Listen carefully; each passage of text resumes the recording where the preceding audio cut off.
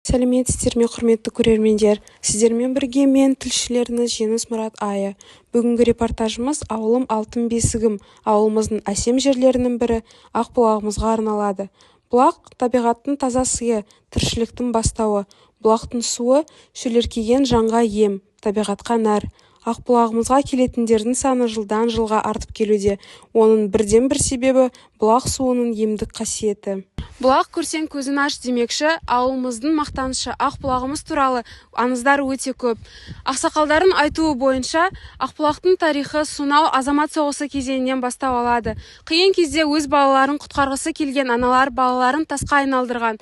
Ал қазіргі таңда бұлақтың айналасындағы тастар сол кезде тасқа айналған, балалар болса, одан ағып жатқан су аналардың көз жасы дейді. Осы орайда ауылымыздың азаматы Казиев Диас ағамыздың бастауымен ауылымызда бұлақ суы кәсіпорны ашылған болатын. Кәсіпорынның негізгі мақсаты бұлақ судың емдік қасиетін қазақ елі мен шет елдерге дәріптеу. Олай болса, кәсіпорынның жұмысымен бірге танысайық.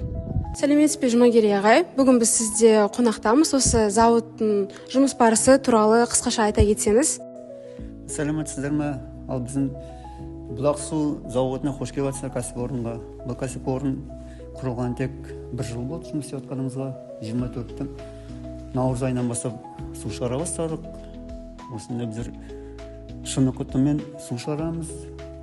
Сұраныс жақсы. Аулада өзіміздің ұңғымамыз бар. Содан насос арқылы су жиналады.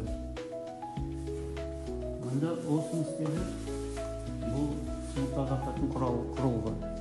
Мұнда бізде тазартқанда активдің угілмен, мұнда кварц песокпен, мұнда фильтрлерден 5 жерден тазартып шығады. Су өте таза. Таза сулар мұнда құйылады. Бұл біздің негізгі аппаратымыз. Осы насос бәрі осыдан қосылған. Толтырған шыналар ана құрылғыдан кеуіп шыққаннан кейін осында келіп, осында этикеткасын жабыстырамыз.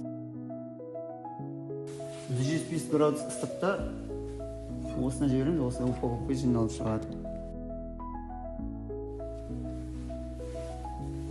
Ал осы біздің зауыттың өнімдері сұранысқа ие. Астана жүріп жатырмыз, Атырауға, Ақсайға, Оралға кетіп жатыр. Осымен жұмыс барысымен таныстырдым енді. Келгендеріңе рахмет, қош келдіңдер. Ақбұлағымыздың суы бітпесін, ауылымыз көркейе берсін.